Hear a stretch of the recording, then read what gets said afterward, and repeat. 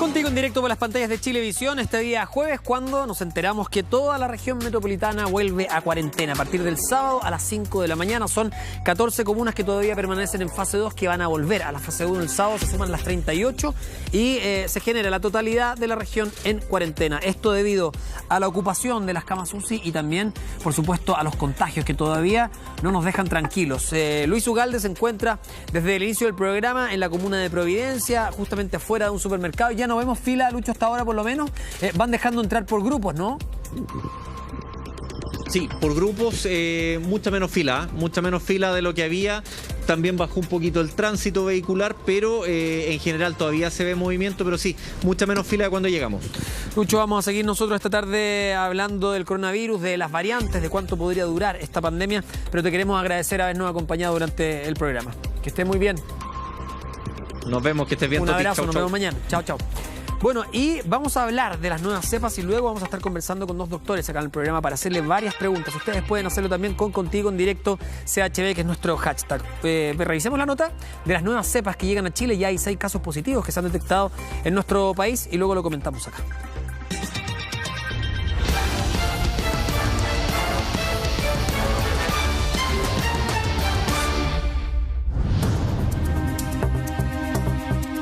Se sabe que la mayoría de ellas sí son más contagiosas, o sea, la transmisión es más fácil y por lo tanto se pueden generar más casos a partir de esta cepa, y hay alguna evidencia de que algunas de estas cepas podrían ser más agresivas y causar cuadros más graves.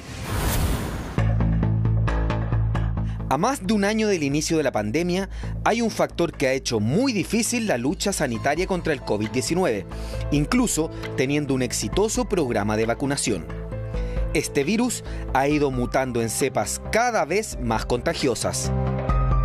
Lo que se sabe de las variantes de SARS-CoV-2 es que estas tendrían mayor contagiosidad, por lo tanto se diseminarían más rápido, pero no hay suficiente evidencia para decir que generen más mortalidad. Al parecer, la cepa británica podría tener un poco más de mortalidad que el resto de las variantes, pero todavía falta evidencia. El ministro de Salud, Enrique París, señaló ayer que se han detectado al menos 6 casos con la variante brasileña. Confirmó que prácticamente se habría clausurado la frontera con Brasil y se ha secuenciado a varios casos provenientes de ese país. Para la variante P1 o la variante brasileña, los estudios han demostrado que esta variante también se transmite de manera mucho más eficiente y que posee mutaciones que reducen la eficacia de los anticuerpos neutralizantes. La subsecretaria Paula Daza confirmó que esto se realizaba con quienes arribaban a Chile, lo que permitió detectar la cepa británica. Hasta el momento, de esta manera, hemos podido encontrar el primer caso que informamos hace unos días atrás de la variante positiva que venía del Reino Unido, y por este caso además se han testeado más de 330 personas de ese vuelo. En el día de ayer supimos de 2 casos más de la misma cepa en otro vuelo de Santiago que viajó el 4 de enero. El caso también se encontraba en aislamiento y también sus contactos estrechos. Esta cepa es otra variante del COVID que ya está en nuestro país, con al menos 18 casos confirmados al día de hoy. Esta ha desatado preocupación global por su estimado alto grado de contagiosidad, pero cabe destacar, no así necesariamente por su letalidad. La británica se estima que también podría ser entre un 40 y un 80% más transmisible. Por lo tanto, desde el momento que son más transmisibles, es más fácil contagiarse, aumenta la cantidad de pacientes portadores y eso hace que también se genere la posibilidad de nuevas variantes. A la fecha ha sido difícil determinar si es que la variante británica es más agresiva o no que la cepa mundialmente circulante. Esto debido a que no es posible secuenciar cada virus en cada persona infectada, además de que ambos virus cocirculan. Lo que sí se plantea es que este virus es más contagioso que la cepa tradicional. Esta semana la Seremi de Salud confirmó un caso con esta variante británica en la región de Ñuble. Pese a su mayor capacidad de transmisión, hasta ahora no habría dudas de la efectividad de las principales vacunas que se aplican en nuestro país, como CoronaVac y Pfizer contra esta cepa. información comunicada a la fecha mayormente sugiere que la vacunación con CoronaVac sí induce la producción de anticuerpos capaces de neutralizar o contrarrestar la variante británica de SARS-CoV-2. Si bien nos encontramos a la espera de la publicación de estos datos para poder analizarlos en detalle.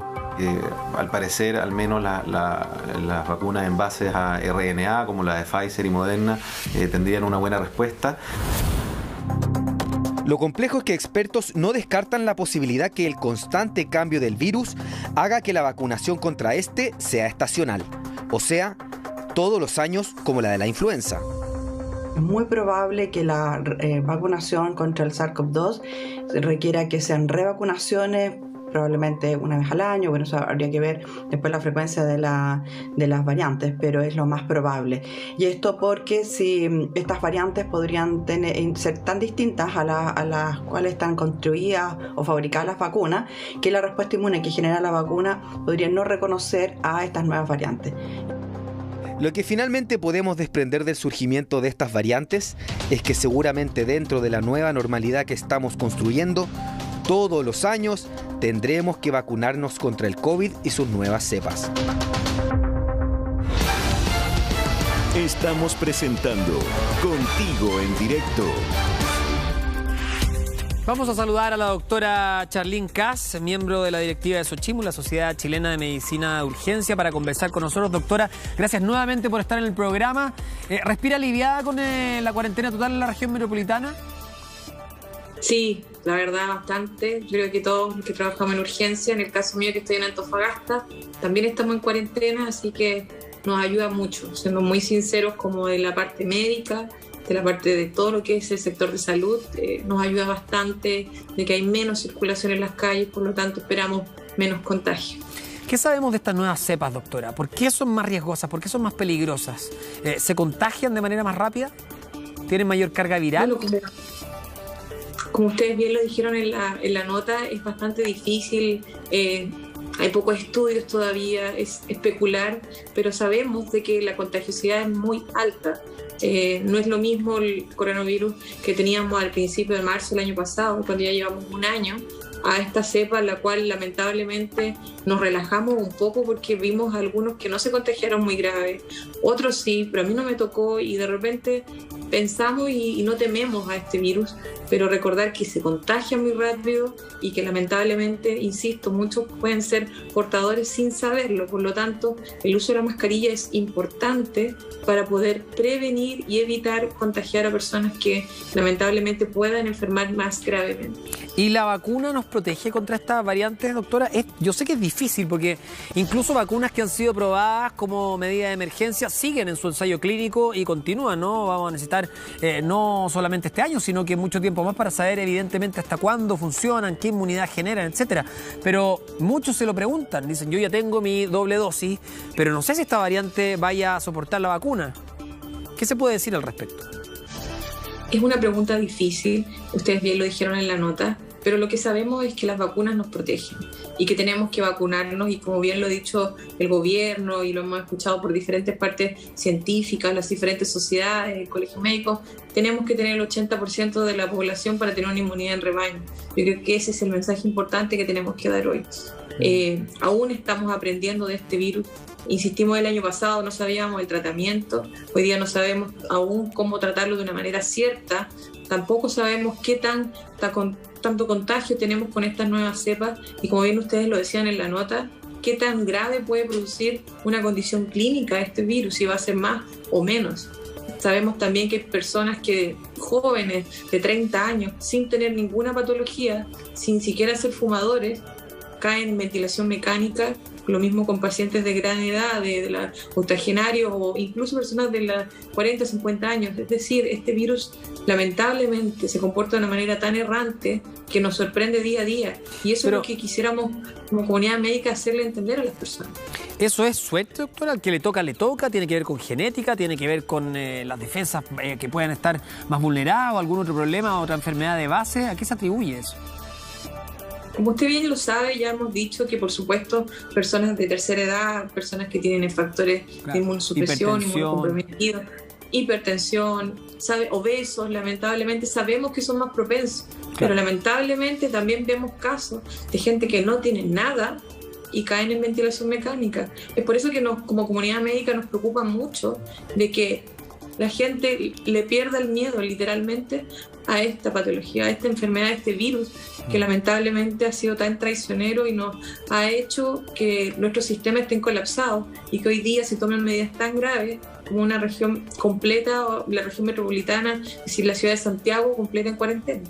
Vamos a irnos a una pausa, pero nos quedan muchas preguntas respecto a esto. ¿Cuánto puede durar? Hay algunos que dicen que la pandemia puede durar incluso hasta 4 años. Bueno, ¿es cierto eso? ¿Cómo se maneja? Y también queremos saber un poco más acerca del PIMS, que está afectando a algunos niños y que ya se dice les podría en algunos casos provocar la muerte. Quédese con nosotros, doctora. Volvemos de inmediato con más Contigo en directo acá en Chilevisión. Estamos de regreso con más del tema que nos convoca, que tiene que ver con el coronavirus, las cuarentenas y cómo lo vamos a enfrentar. Nos acompaña la doctora Charlene Kass de la Sociedad Chilena de Medicina de Urgencia. Vamos a hablar del PIMS, qué significa, cómo está afectando a los niños, pero antes una pregunta que dejé planteada en el bloque anterior. Bueno, la gripe española duró, 2 años y un poco más, ¿no? Algunos plantean incluso, doctora, que esta pandemia nos podría acompañar por 4 años. ¿Es exagerar la nota o efectivamente podríamos estar 4 años si consideramos las distintas variantes y lo que nos podemos demorar en vacunar al planeta entero?